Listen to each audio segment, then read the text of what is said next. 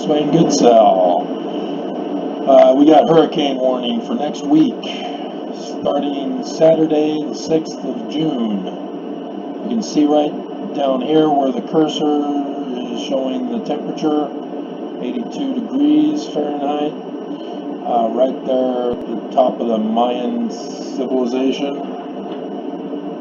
We got a formation going here. Now watch as we go day to day. Next week, next Sunday, it's now into the water area, so it's building up. This is heavy. This is severe. This is dangerous. And then we get Monday. There we go. It's hitting land right off of Houston, Texas. Houston. Some of you pronounce it Houston. But yeah, it's already hitting the coast there on next Monday.